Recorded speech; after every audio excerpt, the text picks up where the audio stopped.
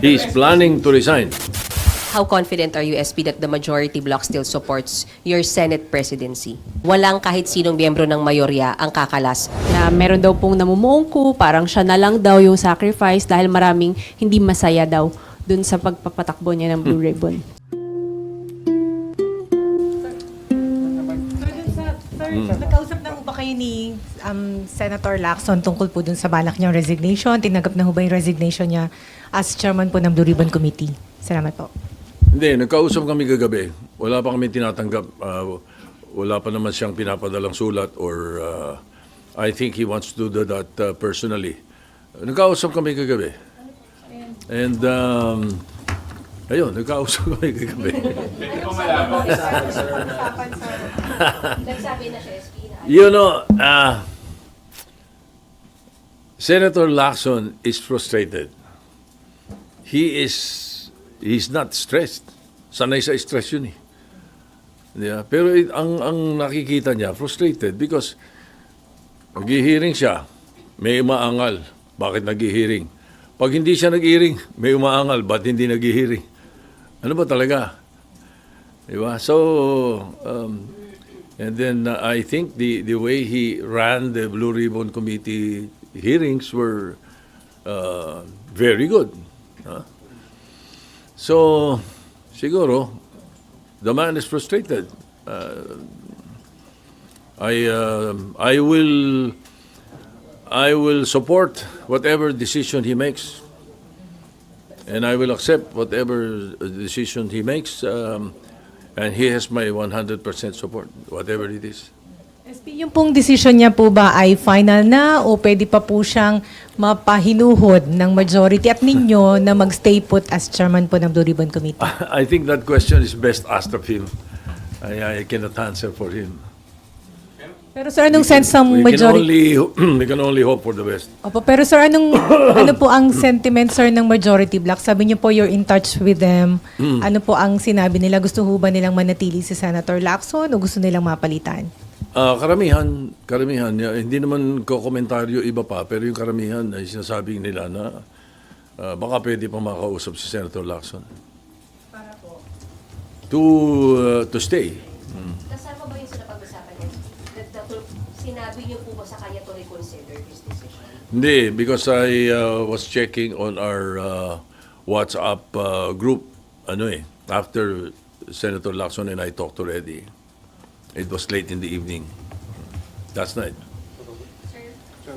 Sir, Sir, meron po kasi mga nagko-comment na kaya raw po aalis si Senator Ping is para hindi na ma-unstabilize yung pong, ma-destabilize yung pong Senate leadership na meron daw pong namumuong coup, parang siya na lang daw yung sacrifice dahil maraming hindi masaya daw dun sa pagpapatakbo niya ng Blue Ribbon.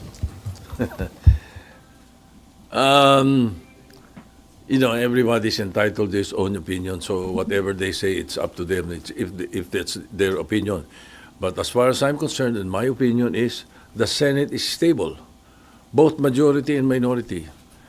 I am very sure that the Senate is stable, and we will make sure, under my leadership, we will make sure that everything will be transparent, everything will be accountable. What do you make of those rumors na merong attempt to unseat you and install a new leadership? Hindi ko alam kung saan nanggagaling eh. Alam mo naman dito sa Senado, pagka nanggagaling sa social media yung kwento, hindi ka, madaling kumalat dahil social media, pero I don't see it coming from anywhere. In fact, the other day, nagkausap kami ni Senator Alan at nababanggit na rin yan eh. Sabi niya nga, siya mismo nagsabi sa akin, wala naman akong kinakausap kahit sino eh, sabi rin niya. And you believe him, sir? And you believe him, sir? And you believe him, sir? Yeah, I believe him.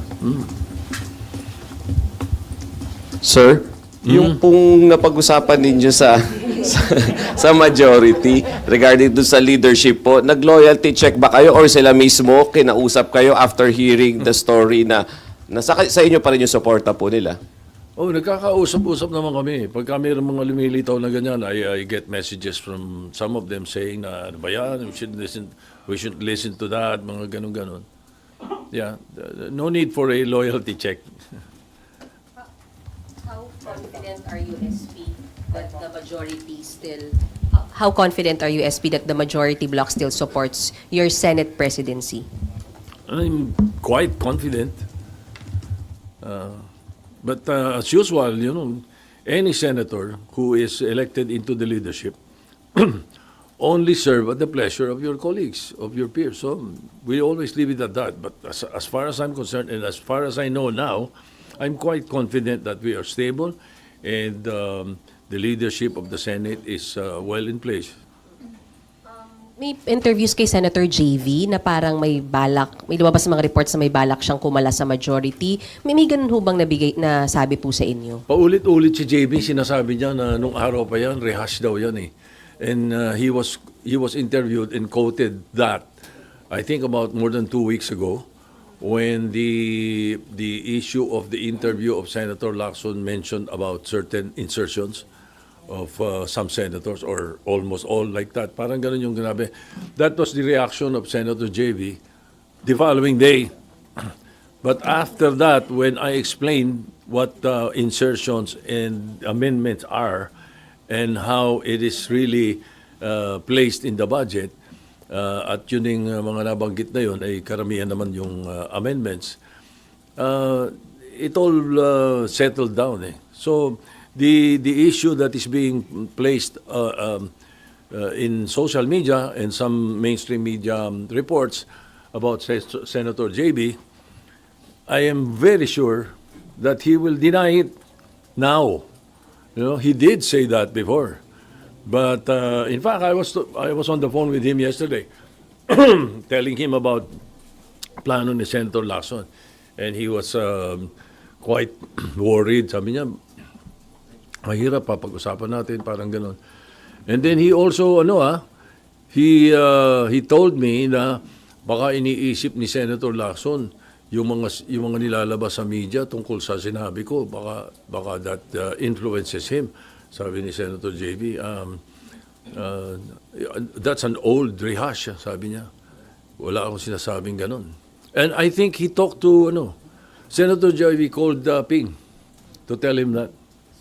As far as you know, SP, walang kahit sinong miyembro ng mayorya ang kakalas at this time po? Yes. SP, kung sakaling matuloy po yung resignation ni Senator Ping, sino po yung posibleng pumalit? Tsaka itutuloy pa po ba yung mga hearing ng Blue Ribbon kahit mag-resign na si Senator Ping? The Blue Ribbon is always alive as far as the Senate is concerned. Kaya siya lang ang pwedeng mag-motu proprio hearing without a resolution, without a privilege speech, without any bill referred to it. Motu proprio by the chairman. Kaya laging buhay ang Blue Ribbon. Hindi mawawala yan. Hindi nawawala yan. Maaaring napopostpone kuminsan, suspend, but it is always ongoing. Now, if indeed Senator Lacson resigns, his candidate would be a very good, it would be something to consider. But we will leave it up to the members of the majority. We'll talk about it first. We'll cross the bridge when we get there. Pero sir, yung flood control investigation, ipagpapatuloy pa rin po ba? Siyempre, kung ano yung mga dapat maipadala na namin. Meron kami mga nakuha na marami ng informasyon na nakuha Ang importante dito, ipadala ito sa ICI and the DOJ so that they continue with it can aid them in their the performance of their mandates. Laking tulong yun, palagay ko, sa kanila. SP, kayo po ba personally, meron po kayo... Sir, nasa harap na ako. SP, kayo po personally, meron kayong pick for the Blue Ribbon Chair? For the new... Meron po kayong gustong choice ninyo for Blue Ribbon Chairman?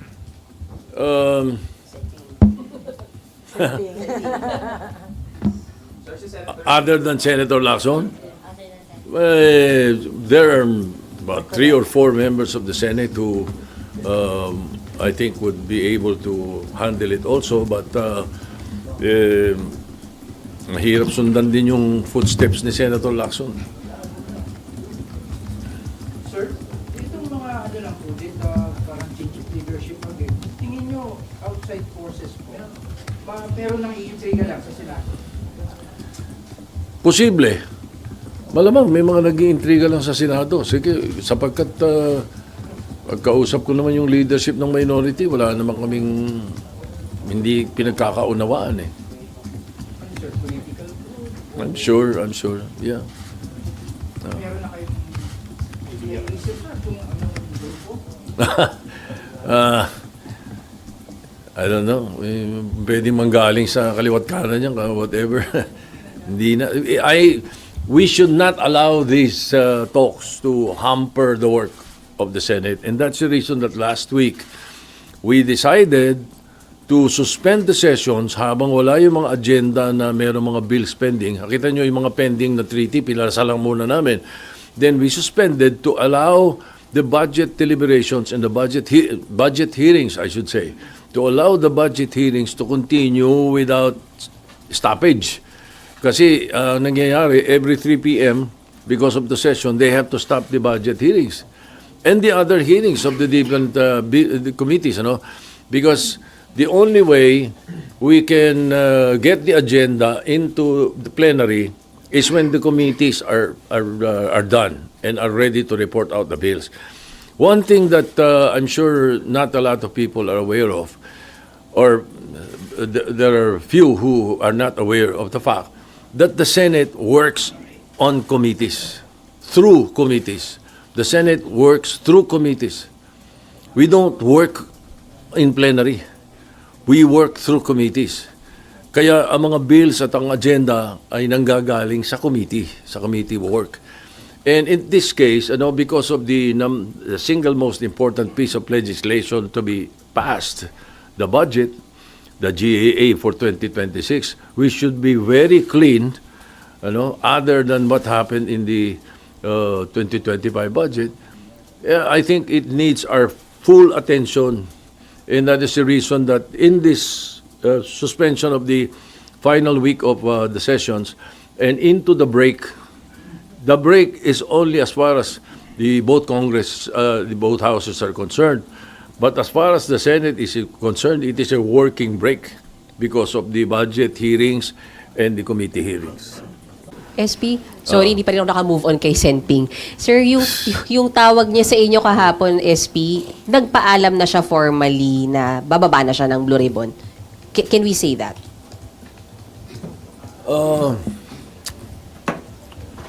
Wait, let me recall. Sino ba tumawag? Ako ba tumawag o siya tumawag? Teka. No, I sent him a text. I said, can you take a call? He called. No. And then I said na ano ba partner yung sinabi mo sa media? Sabi nga niya. Sabi niya, hindi, magsasabi talaga ako sa iyo. Sabi niya na natanong lang ako. Parang like that, And then, it's very frustrating. Alam mo naman, sabi niya. Ganun yung conversation namin. And the rest of the conversation is private conversation. You should not ask. As far as yung pagbaba from Blue Ribbon. What is that again? Nagpaalam na si Senping sa inyo sa pagbaba niya sa Blue Ribbon. Sinasabi niya nagpaplano siya na mag-resign. So, non-final pala. Well, until I receive the letter or he stands up on the floor and says he's resigning, he plans to resign. That's the accurate phrase. He's planning to resign. Pero sa plenary lang po siya pwede mag-resign. Ha? Sa plenary po siya. Pwede siyang sumulat. Pwede rin sa plenary. Pero what will happen is that we will, if he does that on the floor or he sends a letter, the only time he is deemed resigned is when we elect a new chairman. Di ba? Technically. Unless he says, no, I'm resigning now, and I'm sending the letter now. Unless he does that, then bakante bigla yung yung Blue Ribbon. Yung caucus po sa Wednesday, SP, doon mapapag-usapan if ever itong pagbaba niya at kung sino yung papalit. Pwede Sino ba? may sabi sa'yo may koko sa Wednesday? Sir, sinabi niyo sa group natin. Sinabi ko ba? Wednesday or Thursday? Oh, yun, merong or Thursday. No, I'm not sure. Maybe Wednesday. Tinatanong ko muna kung ano yung preferred nung aming mga kasama. You know, I lead by consensus. Alam mo naman tayo, hindi. SP, sorry. Kailangan ko itanong. So, sa Friday, wala po tayong ine-expect na palitan leadership sa pag-resume po at sa bago magsara yung mag-adjourn po? Wala kaming ini-expect na ganun. SP Apple lang po. Sakali po na mag-resign nga po or mag-video sa pwesto si Senator Ping, ano po bang mangyayari doon kila Curly Discaya, kila Bryce Hernandez na nasa under custody? Yung mga naka-contempt, they're still under contempt. Their contempt stems from the Blue Ribbon Committee, not from Senator Lacson. So they remain in contempt. At saka ano yun, mas mabuti para sa DOJ yun, at saka sa ICI, sapagkat pag kailangan sila, hinihiram lang sa Senate, nagpapaalam na sa akin. And I informed the Blue Ribbon na pinapadala sila ron para iniimbestigahan tapos babalik dito. Kung wala na yung contempt nila, baka mahirapan tayong hagilapin sila pag kailangan sila ng DOJ. Sir, sabi po ni Senator Lacson, dun sa supposedly hearing po, sir, maaga pa.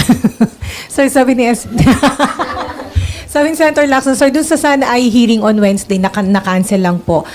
Meron siyang tentative na listahan po ng imbitahin and kasama dun sina Congressman Zaldico and Congressman Romualdez. Sir, kung itutuloy ang investigasyon, are you inclined to sign the invitation po? We will leave it to the